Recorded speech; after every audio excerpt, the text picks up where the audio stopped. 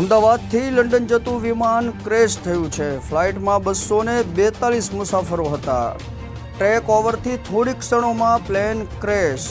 Air ઇન્ડિયાનું plane crash. ઇજાગ્રસ્તોને civil ખસેડવામાં આવ્યા। ગૃહમંત્રી હર્ષ સંઘવી અમદાવાદ આવવા રવાના।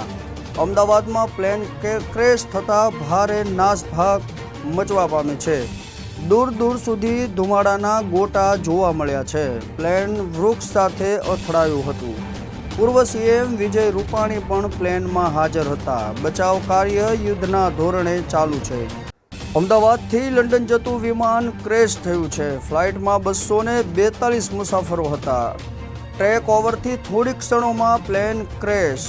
એર ઇન્ડિયાનું પ્લેન ક્રેશ। ઇજાગ્રસ્તોને સિવિલ ખસેડવામાં આવ્યા। ગૃહમંત્રી હર્ષ સંઘવી અમદાવાદ આવવા રવાના।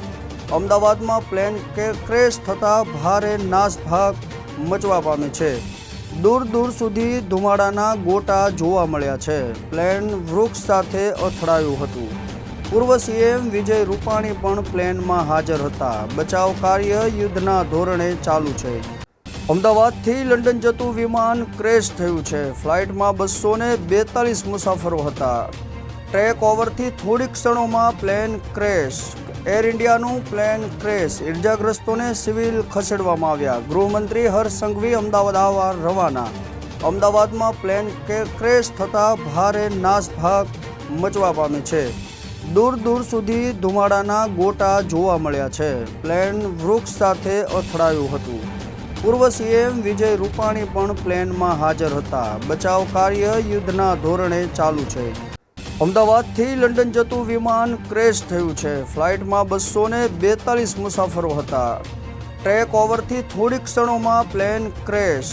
એર ઇન્ડિયાનું પ્લેન ક્રેશ। ઇજાગ્રસ્તોને સિવિલ ખસેડવામાં આવ્યા। ગૃહમંત્રી હર્ષ સંઘવી અમદાવાદ આવવા રવાના।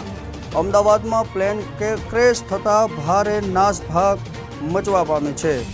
દૂર દૂર સુધી ધુમાડાના ગોટા જોવા મળ્યા છે। પ્લેન વૃક્ષ સાથે અથડાયું હતું।